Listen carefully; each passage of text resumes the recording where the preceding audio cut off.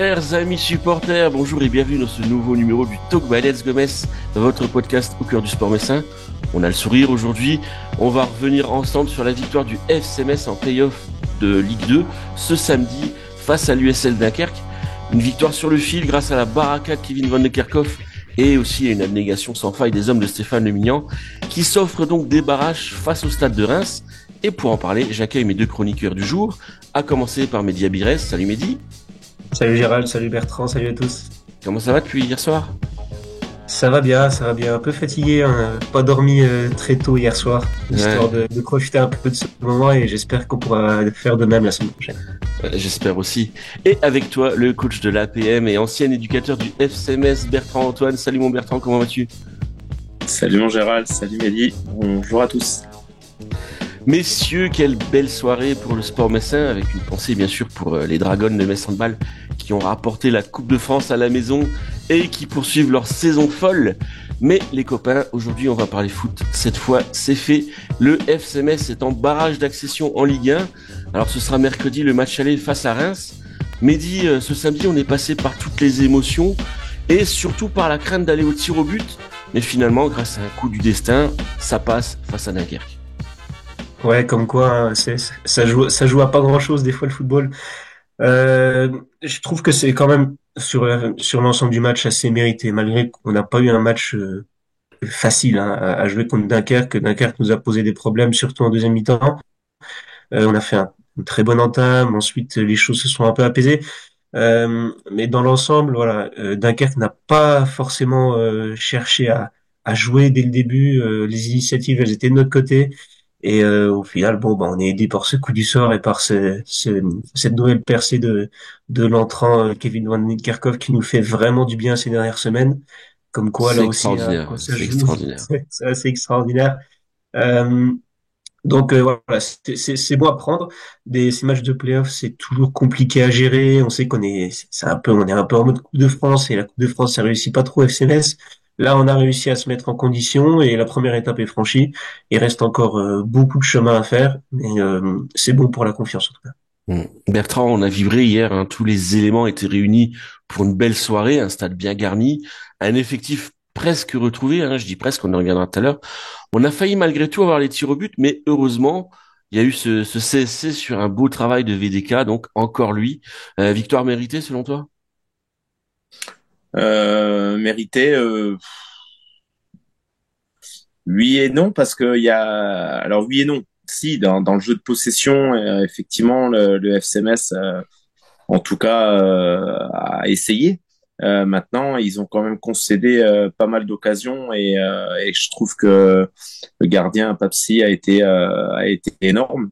Il a fait des parades qui ont permis au FCMS de rester dans le match. Ce qui n'a pas forcément été le cas du gardien en face, qui n'a pas été sollicité comme lui l'a été. En tout cas, pour revenir au début de ta question, moi j'ai vibré, oui, j'ai vibré comme un supporter sur le but. Dans ce temps additionnel, j'étais en tribune sud, comme je l'étais quand j'étais plus jeune avec mon papa quand il m'a amené au stade. Mais j'étais dans l'allée, je sautais partout, j'avais l'impression d'avoir 9 ans à nouveau. Et c'est chouette de vivre des émotions comme ça dans le foot. En tout cas, moi, je travaille dans le football pour vivre ces émotions-là. Et donc, effectivement, Saint-Symphorien m'a encore enthousiasmé grâce aux Messins qui, pour la troisième fois contre Dunkerque, les pauvres d'ailleurs, j'ai une petite pensée pour eux parce que c'est dur. C'est dur, c'est cruel. Ah, c'est très Là, cruel, nous, ouais. on est assez euphorique parce qu'on a le dénouement qu'on attendait tous, à savoir un barrage à Saint-Symphorien et puis cette montée en Ligue 1 qui pointe le bout de son nez. En tout cas, on s'en rapproche. On l'espère en tout cas. Ouais, les pauvres, parce que là, c'est le troisième match où ça joue dans les dernières minutes pour eux contre nous. Ça s'est joué à chaque fois sur des détails. Bon, bah, écoutez, faut savoir provoquer le destin. Le coach a fait un bon choix avec son entrant, en tout cas, qui a été décisif sur sa percée. Il élimine bien, il sente pas tout de suite, il va fixer, puis après, effectivement, il y a un coup de billard, de flipper, de je ne sais quoi, de de destin et ça rentre. Donc bon, voilà, ça a libéré le stade, les supporters, le staff, tout le monde, et on en est tous heureux aujourd'hui. Ah, c'est vrai, comme tu l'as dit hier, le stade était, c'était magnifique, quoi. Quel public, mais quel public et quelle ambiance sur le but. Avec Mehdi, on était en tribune de presse, on s'est pris dans les bras. Il y avait une ambiance, on était debout sur les chaises avec la com du FCMS. C'était beau à voir. Et c'est vrai que les pauvres, on avait les, on avait les journalistes nordistes qui étaient à côté de nous. Ils étaient dépités. C'est vrai que c'est difficile. Aussi. Alors Mehdi, hier, il y a un homme, comme l'a dit donc Bertrand, il y a un homme qui était au-dessus de ce qu'on pouvait attendre de lui, c'est Papsi. Sa titularisation en lieu et place d'Arnaud Baudard pouvait surprendre avec Alexandre Guidja sur le banc. Finalement, le gardien sénégalais a régalé et sauvé la maison à plusieurs reprises. Ouais, complètement. Et alors moi, je disais avant le match, hein, j'étais pas confiant, mais je pensais que ça pouvait le faire parce que après avoir vu, j'avais eu la chance d'être à Laval la semaine dernière et donc de le voir à l'œuvre de mes propres yeux. Alors, il y avait quand même globalement la performance était intéressante. Le deuxième but est pour lui, cette frappe assez lente qui finit entre ses jambes. On a un peu de mal au niveau de son placement. Bon, et, hormis ça, la performance était correcte et puis il est sur du coup sur les mêmes bases de ce match la semaine dernière. Et franchement, ces deux, trois parades, notamment cette frappe où qu'il va chercher là, alors qu'elle part dans sa lucarne en début de deuxième mi-temps, si je ne dis pas de bêtises, Mm, Un c'est beau un portrait arrêt de grand d'occasion. gardien. C'est un Ouais. arrêt de grand gardien. Il y a pas, voilà, il y a pas d'autre Du mot. Donnarumma, comme j'ai entendu. Ouais. Et toute proportion gardée quand même. Mais je veux dire, Bah, quand même. en tout cas, il a fait le travail. Il a fait le travail qu'on attendait. Il a subi une pression assez importante par moment. Et il a tenu la baraque. On s'en sort en étant invaincu sur ce match, sans but sur ce match. Donc c'est une belle satisfaction au moment où on l'attendait le moins et au moment où c'est le plus important. Donc voilà, j'espère qu'il va pouvoir continuer sur cette lancée contre Reims, puisque Arnaud Bodard n'est pas amené à rejouer, comme on le sait, Ouais, il va se faire pour opérer apparemment. pour Ouais. cette fin de saison, ouais, opéré du ménisque. Donc, voilà, on a finalement un bon remplaçant qui peut devenir même très bon, qui peut laisser un très bon souvenir si jamais l'avenir du FCMS s'inscrit en Ligue 1. Bertrand, on est agréablement surpris par le match de Papsi. Pour autant, en barrage face à Reims, est-ce que d'après toi, la titularisation d'Alex Guidja ne serait pas plus sécurisante compte tenu de l'expérience du gardien algérien? Ouais, ça dépend comment on se positionne. Le problème là, quand j'écoutais Mehdi, je me disais pour Alex Oukidja, c'est qu'il a pas joué depuis longtemps. Et donc le rythme du match, les repères du match, pas de l'entraînement, c'est pas pareil. Là, Papsi vient d'effectuer deux matchs de suite parce que lui aussi il a été à court de compétition ces derniers temps. Donc moi je verrais plus la La continuité continuité, ouais, bien sûr. Ouais. et puis l'avenir, parce que l'avenir c'est Papsi, parce que je pense pas qu'Alex Oukidja sera renouvelé au FCMS. Bon après moi je suis pas décideur et je suis pas Ouais, bien dans sûr. les papiers donc mais je pense que l'avenir c'est effectivement ce genre de gardien parce que il a été précieux dans ses arrêts comme le disait Mehdi, mais il a été précieux également aussi dans ses prises de balles.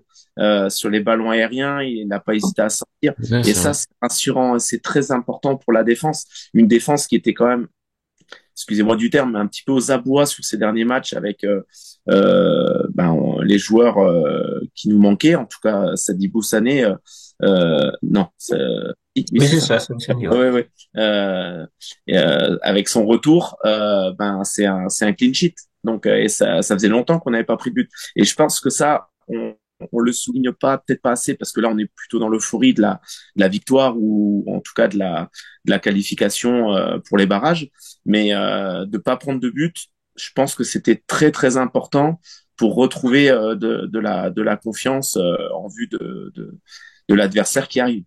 Mm. Alors, justement, le milieu de terrain Grenat retrouvé hier Jesse Deminguet, mais surtout la défense messine retrouvée Sadibou Sané. Mehdi, il y a un FCMS avec et sans ces deux hommes, j'ai l'impression. Qu'est-ce que tu as pensé, toi, de leur prestation à tous les deux? Bah, globalement, c'est des bonnes prestations. Alors, Sadibou Sané, j'avoue que son début de match m'a fait un peu peur quand même. On sent que c'est le mec qui revenait après quelques matchs en moins. Ses premières relances, notamment relance pour le gardien, pour Papsi, étaient pas bonnes. Bon, bref. Et voilà, il s'est remis en condition et après il a été assez impérial, je trouve. Et on va dire qu'il compense un peu le manque de qualité de son collègue Michel Mboula qui lui nous a fait deux trois frayeurs, notamment en deuxième mi-temps. Voilà, mais j'ai envie de dire, ça fait partie du déroulé des matchs du SMS ces dernières semaines. Mboula, il nous en fait une ou deux à chaque fois. Et jusque-là, ça a pas posé de problème, en tout cas hier soir. Jesse Demaguet, voilà, bah finalement fidèle à lui-même. Il revient en condition. Il a joué malade avant d'être mis au repos. Je pense que plus globalement le match qu'ils n'ont pas joué à Laval pour certains a fait du bien. Et les têtes sont reposées, les idées sont remises en place. Et voilà, Deminguet est revenu, on va dire, au même niveau. Il faut quand même souligner, parce on le dit pas souvent, la bonne performance d'Alpha Touré. C'était pas simple pour lui dans cette configuration. C'est pas extraordinaire, c'est pas du Stambouli non plus. On a tout de suite vu avec l'entrée de Stambouli toutes les qualités qu'il pouvait apporter pour stabiliser le jeu.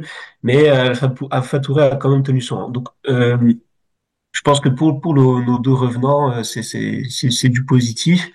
Maintenant, voilà, il va falloir rester concentré parce que et pouvoir que tous les cadres puissent reprendre position pour les matchs de barrage parce que ça va se jouer certainement à des détails, même si on y reviendra plus tard, mais Reims est une équipe qui ne va vraiment pas bien et qu'on peut tirer toutes nos épingles du jeu.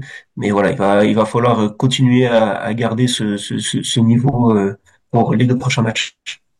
Alors Bertrand, même question, hein, les deux joueurs manquaient de temps de jeu.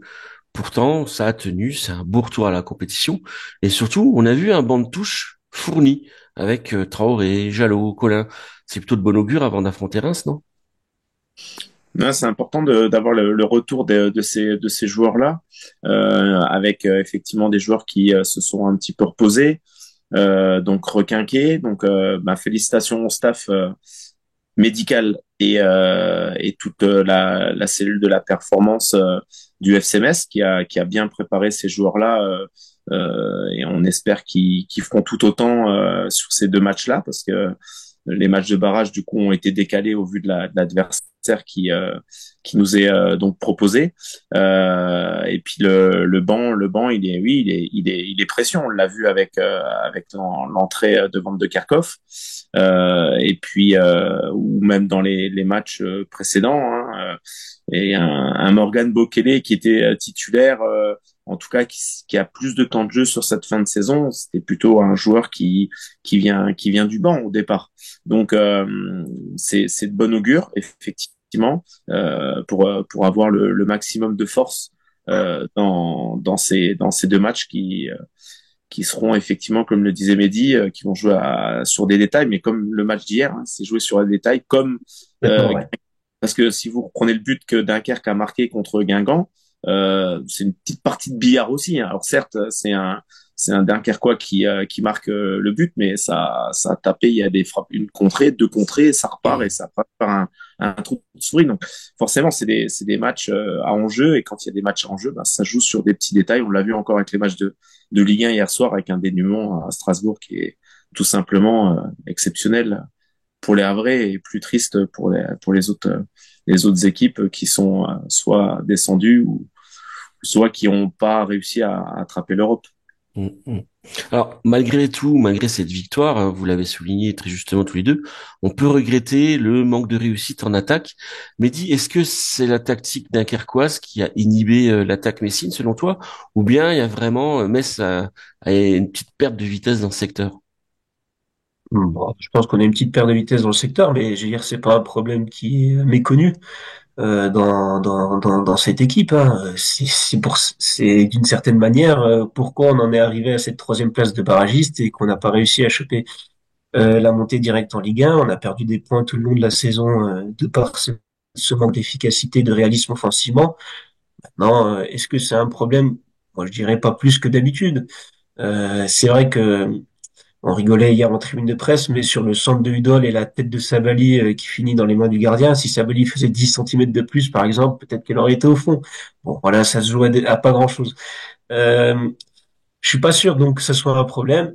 Après, maintenant, la saison est quasiment terminée. On va faire avec les joueurs Ah bah de qu'on toute a et façon, jusqu'à ouais. présent, ouais, jusqu'à présent, Sabali a quand même tenu son rang sur un poste qu'il connaissait pas du tout au début de la saison. Il a 15 buts, je crois. C'est vrai. Voilà.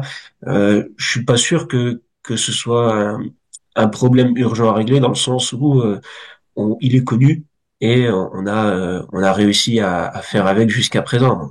On a encore Sur- toutes nos chances pour monter en Ligue 1. Il faut pas focaliser là-dessus pour moi. Surtout, ce qui me semble important, c'est effectivement trouver le bon équilibre parce qu'en début de saison, on marquait peu, mais on prenait des buts. Ensuite, on s'est mis à marquer et on en a pris.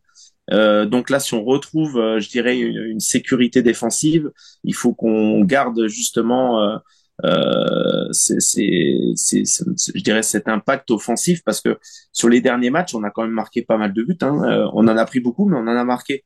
Donc trouver l'équilibre, je pense que c'est la clé de la réussite pour ces barrages. Mais alors justement, Bertrand, face à Reims, une équipe de Ligue 1, Metz aura peut-être plus d'espace parce que ce genre de rencontre, ça se joue également sur la réussite en attaque. Et dans ce domaine, Metz a beaucoup pêché samedi face à Dunkerque. Et de manière générale, quand une équipe met le bus face à Metz, Metz a du mal à marquer. Est-ce que tu penses que contre une équipe de Ligue 1, ça peut changer ça, justement? Bah, c'est vrai que le FC Metz n'aura pas la casquette du favori parce on est quand même donc l'équipe qui vient de remporter les playoffs des barrages les playoffs de la Ligue 2 pardon et qui va jouer barrage contre la Ligue 1 quoi. Et donc ça peut jouer effectivement parce que la pression elle sera plus sur les Rémois. Maintenant, c'est difficile de jouer contre les équipes qui se mettent sur des blocs bas, qui défendent fort. On l'a vu hier encore avec Dunkerque, qui à un moment donné était même aligné Oui, à 6 voire à sept 7 joueurs, ouais, joueurs. 7 joueurs, ouais. Assez incroyable d'ailleurs. Donc trouver les ressources. Alors ce qu'a fait le FC Metz avec des joueurs qui sont venus derrière, avec des ballons dans le dos de la défense.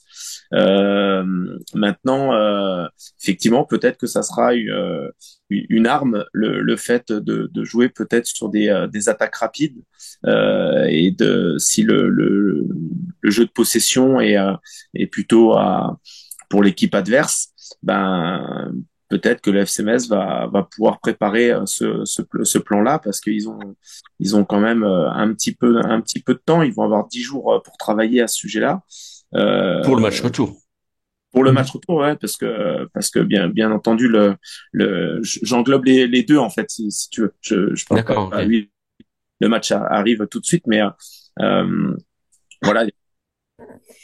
Moi, je suis plutôt optimiste dans le sens où le stade de Reims, si on parle de notre adversaire, il va avoir quand même un match de Coupe de France à jouer entre. C'est quand même assez particulier. Et bah, c'est un peu les montagnes russes, mais c'est les montagnes russes comme leur saison en fait. Hein. Ils sont bien Ouais, partis, ça. c'était quatrième au mois d'octobre. Et ils ont dégringolé à la 10e place à la trêve pour ne jamais avoir été barragiste de la saison jusqu'à la dernière Mm, minute mm, mm. de la saison. C'est quand même incroyable. Ça, il faut être très très fort mentalement. Et je suis pas sûr que ça soit facile pour eux. Et comment aborder en fait un match de coupe qui est quand même un événement dans une saison, qui plus est contre le PSG. C'est très paradoxal et je pense que ça peut être très très compliqué pour eux. En tout cas, il faut que le FCMS s'en serve. Alors justement, j'allais y venir, messieurs. Maintenant, place au barrage. Donc face à Reims, les Rémois qui ont perdu sur la pelouse de Lille hier, Mehdi, on a longtemps cru que l'adversaire de Metz en barrage, ce serait le Havre. Mais finalement, les Havrais donc ont créé la surprise en s'imposant à Strasbourg. C'était une fin de saison assez folle en Ligue 1 hein, quand même. Ouais, c'est une fin de saison assez folle avec beaucoup de paramètres à prendre en jeu. Il y avait encore 4 équipes qui pouvaient prétendre au barrage. Alors, il y avait des équipes pour lesquelles on était quasiment rassurés, comme Nantes, qui a battu Montpellier sans trop de problèmes. Montpellier qui est déjà condamné hein, pour l'information exacte. Et ouais, c'est vrai que moi j'ai vu les dernières minutes de Strasbourg-Le Havre, c'est absolument dantesque. Et même si on a une petite rivalité avec eux, ça fait de la peine, franchement, pour un petit club, on va dire comme Strasbourg, qui pouvait peut-être jouer la Ligue des Champions, de se retrouver hors de toute compétition européenne, en tout cas hors de toute grande compétition. C'est vrai que Bertrand soulignait un point fondamental, ce qui est le mental pour Reims. Et je regardais leur calendrier là récent, et ils ont évidemment pas beaucoup de victoires à leur actif, et surtout ils n'ont ni gagné ni contre Montpellier, qui a été le distributeur de points toute cette saison en Ligue 1, ni contre Saint-Étienne, qui est la deuxième équipe qui a été reléguée là sur ces dernières rencontres. Ça dit quelque chose quand même du niveau actuel de l'équipe, et je me dis, enfin, inconsciemment, je me dis qu'on n'est peut-être pas plus mauvais que ces équipes-là. Donc il y a une chance, il y a une chance réelle pour ces Messins-là, si on reste concentré, et si on continue à défendre nos principes de jeu. On va jouer à Reims, qui est à domicile pas vraiment une forteresse, ni sur le terrain, ni dans les tribunes, Et qui sera bien garni de messages, et qui j'imagine. sera bien gardé de supporters messins. Voilà, je sais pas si c'est l'adversaire idéal, parce que effectivement, c'était pas celui auquel on pensait jusqu'à présent, mais c'est une équipe qui est au fond du trou, et ça serait bienvenu de les mettre six pieds sous terre. Donc Mm. voilà, ça va se jouer pas mal sur le mental. Il va y avoir aussi une performance sportive à faire. J'aurais du mal à prédire ce que va jouer la tactique que va mettre en place Reims contre nous, avec notamment ce match de Coupe de France à venir, pour lequel il va falloir préserver quelques joueurs. C'est assez inédit comme situation. Je suis pas sûr que beaucoup l'auraient deviné, notamment à la Ligue, pour faire les calendriers. Mais voilà, il va falloir en profiter. Je pense qu'il y a beaucoup de paramètres positifs à prendre en compte pour le FCMS, et c'est une occasion rêvée à nous de s'en saisir. Alors Bertrand, face à Reims, qui est sur une très mauvaise dynamique, le FCMS garde donc toutes ses chances. Mais comme tu l'as dit tout à l'heure, le paradoxe, c'est que les Rémois vont disputer une finale de Coupe de France entre les deux matchs. Toi, en tant que coach, comment tu vois ça? Est-ce que, d'après toi, ça peut les galvaniser, les faire se surpasser et inverser la tendance de leur fin de saison? Comment tu vois tout ça, toi? Ouais, effectivement. Mais alors déjà, moi, si j'étais le coach moi, je leur dirais, on va prendre match après match. Et c'est toute la subtilité en fait. C'est-à-dire qu'il y a un barrage, un match de coupe, un barrage. Et je pense que ça va pas les aider dans la préparation, parce que vous passez d'une compétition à l'autre, pas du tout avec les mêmes enjeux, pas du tout avec la même ferveur, parce que c'est un maintien. Nous, c'est une accession. Il y a une victoire à aller chercher en coupe qui pourrait les galvaniser effectivement, mais dans Face au quel état PSG, d'esprit? quoi. Bah, face au PSG, mais dans quel état d'esprit ils vont être sur le match du PSG s'ils perdent déjà à Saint-Symphorien? Enfin voilà, donc c'est très très complexe en fait. Pour eux, c'est le pire qui pouvait arriver. Alors moi, j'avais pas du tout imaginé. J'étais au Graouli Mag jeudi, et on discutait avec Emeric, Rémi et puis Pat, des équipes qui pourraient aller jouer ce barrage. Ah, pour moi, c'était improbable. C'était improbable. Dans le sens où Saint-Étienne, je les voyais gagner à domicile. Déjà que Toulouse gagne alors que Toulouse, plus rien à jouer, fin de saison, bon, surprenant. Et puis surtout Strasbourg, qui avait l'occasion d'aller chercher une place en conférence, et d'ailleurs qui peut encore aller chercher une place européenne, hein, parce que si le PSG gagne, ça va Effectivement, décaler. ouais. Donc les Strasbourgeois vont être supporters des Parisiens, encore plus sur ce match-là, en tout cas au moins une fois dans l'année. Et ce qui est sûr, c'est que là, c'est un sacré casse-tête chinois pour les Rémois. Même ouais, je vous parlais de montagnes russes, c'est l'ascenseur émotionnel en fait. Et franchement, honnêtement, je suis bien content d'être messin et pas être moi cette affaire-là. Et en plus, c'est sans compter, admettons, la finale se joue et le PSG fait un carton. Mentalement, enfin voilà, le PSG c'est une machine en ce moment, enfin toute cette saison. Il suffirait d'une sévère défaite pour vraiment les mettre dans une grande difficulté mentale et en plein milieu d'un barrage qui engage la survie de ton club, c'est quand même pas simple à gérer. Je leur souhaite pas d'une certaine manière, mais ça à prendre en compte aussi, ouais. Alors moi je leur souhaite quand même, hein, parce que l'important c'est que Metz l'emporte. En tout cas, on n'a pas fini de vibrer. Messieurs, le talk touche à sa fin, hein. Merci à vous d'avoir participé. Pensez à liker, à commenter. Dites-nous ce que vous avez pensé de cette qualification en barrage. Nous, on se retrouve sur letsgomens.com et dès la semaine prochaine pour un nouveau numéro du talk. En attendant, prenez soin de vous. Bye bye. Salut. Salut, bye.